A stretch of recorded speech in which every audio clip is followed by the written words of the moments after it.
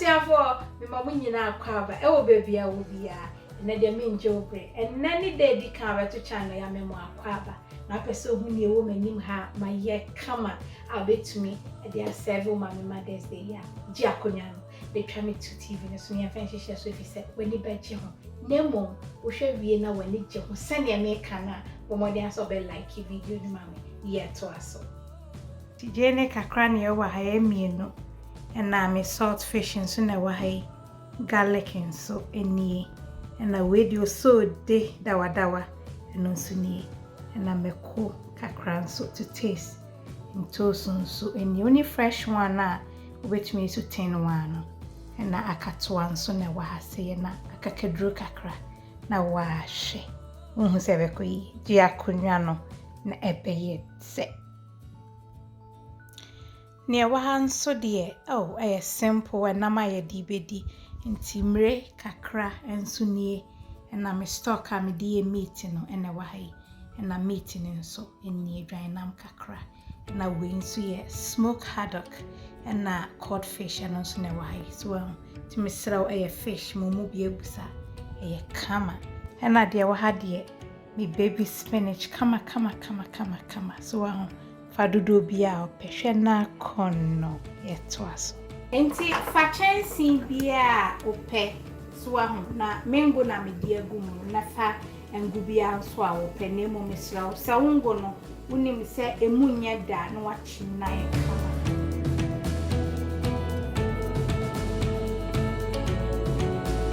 Two perchance kama betumi akọ originalmamabetty.com obenibi announce say we obi a ebia won to ade online na and also betumi a WhatsApp me e was 0044 7519 296911 Ghana so obi a obeto ade ama o ma me frindi akosi Sunday no ye the spice blend back be she mama odi be ye aduane ama no na akoyi no so number ni ye 059 289 2343 nse say the bi begum ye cod salt fish no nti wo momone a fegum wa ha sei ko bibi nso na wayi mo nkase ya fegum e wa ha sei ni sham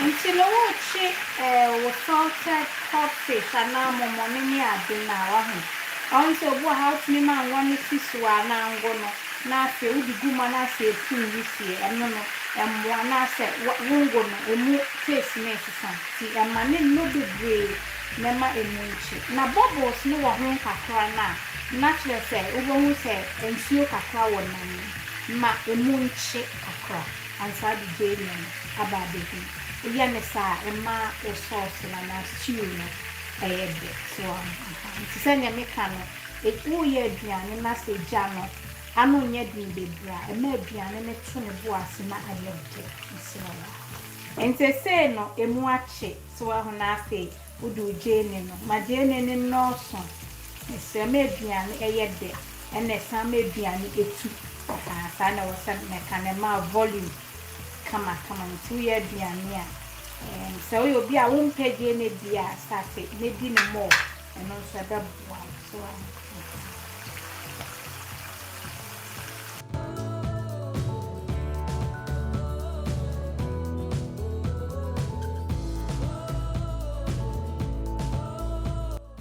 fa ko dawa no fegumu sa time na dawa no ubetumi de agumu ntoos ni wom ana sata ebia wo de ebema so me pen no say e wo recipe nti time a pese odi gumu ebekoyi na afi o garlic no na wachi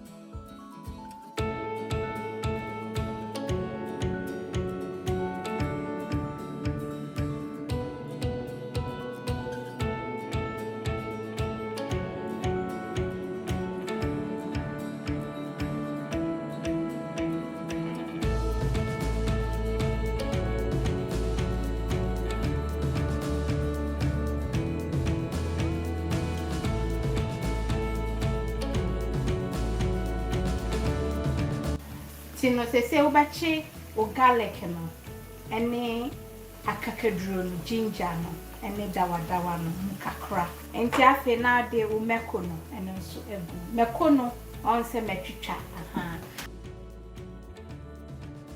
afi na adum toast no ba begum na me din toast no igum no me de me stock no ba bekam enti toast no di gum no on se we fresh tomatoes ho de nefa o stock no ka ho me sister we need the jenny me frozen onions ni bi na me de ka ho and the spice blend no come so delish na kanini na afra e pese mu chibro wan se nkonto me fro yo bia ne sane opene de me mpe nkonto me run so would betumi de dia mo fro ampesie ana se de opese odidi bia ebe ko yesa ntimi mfa enchin bia ngumu ansa ne enti ameye ne sa ne se ebema stock no enchin kakra wo mu no ene salted codfish no enchin wo mu ena haddock no so enchin wo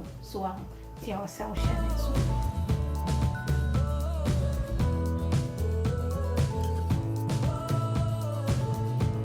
enti no an se mugusu ochi enye kitikiti me to me bo ase fa meat no eye namu bia open manu aho emre wele no emre echi meat no kra manu aho amana yemre enti mi fengu mu asa wan se ne echi no enye kitikiti so mesrawa ti me no so achibro na se me why dem me blend me akatoa no ani nkosua no prep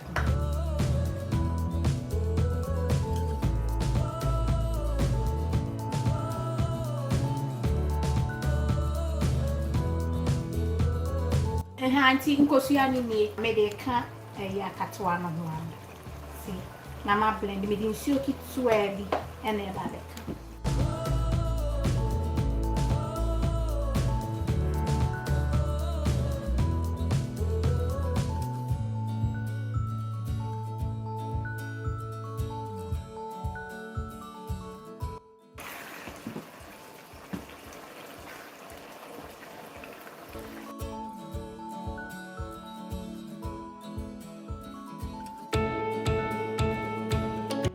me de enchin kitwa bi ka akatoa no ho na kese yesi eboa mebobo nti batroma ho sane ayi no for any mu ache kama sa wo hwa anwa no ate no so afena me de me smoke haddock no me si ehwam and so yi ni na bi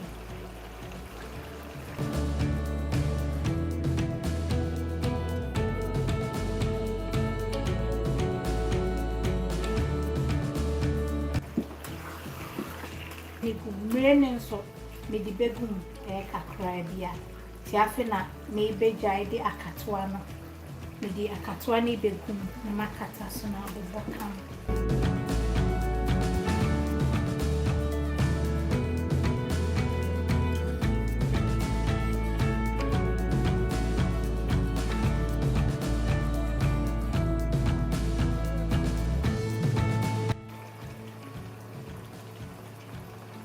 Koye.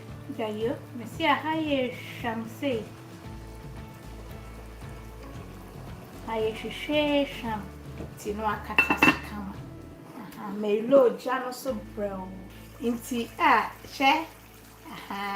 E ko kama. Na when kama so Yene brown.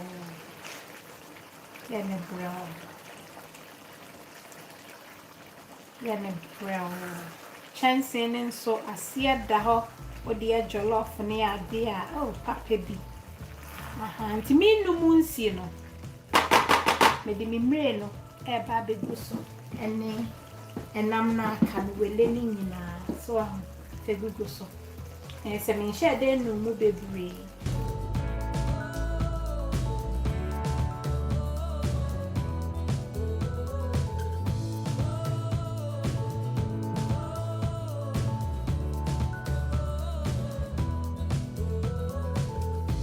Yay! For yay, when I look at that.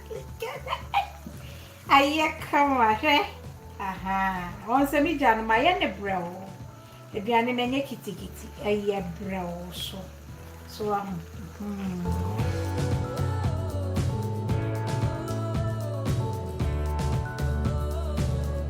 Until no, so shall weigh a fresh one, weigh a frozen one.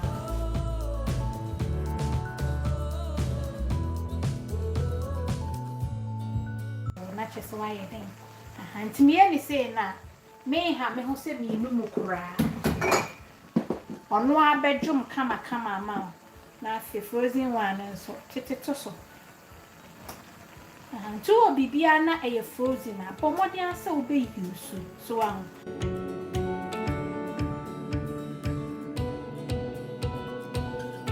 mine say, me and me no, I'm a catastrophe. My steam, no, you're been not as ye be answer. And you say, yeah, come up. Koye.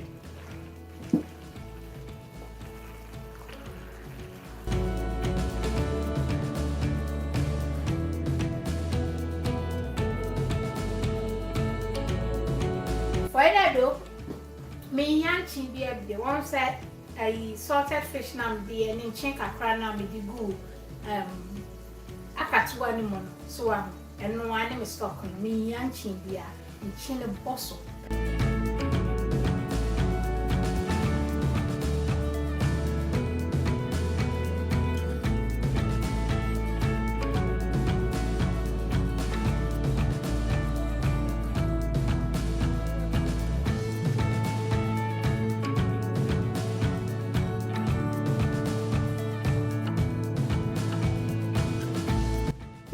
For where dear, me nemoa, me ninya sada. So, way me ninja, Tibrai, Nanny yin didi. Oh, to where? Ashe, Ibako, come. Koye. I was here for where I shed me a na corner, intimacy, ye be mamma wate, in him so ya, we know a bussy for when you beg Jim. Next show, Musu ye, mamma, send me too young na ye for me come. Obia, o mamma, that's what Tiase. So, and maybe will be said, Mamma, me come in pie cranny semi mamma, and that's all. Not our hospital, put me chasing cashier. So, many veggie. No, can't see as I'm so say, ye move boy be an arm, me a read out so near the now, ha, now, teacher say, I wish I had that. Intimacy, send me a woman, baby, in pen, so be a yammy do. So I'm holding, so near holding, dear tear be grateful. Nedenya me as say, O man, sabotrem, out me this pocket, we say, a crowd. A BCC say, Madame Munyanase, show Musu Yema, Nimus original, Minimum team, we love you, God bless.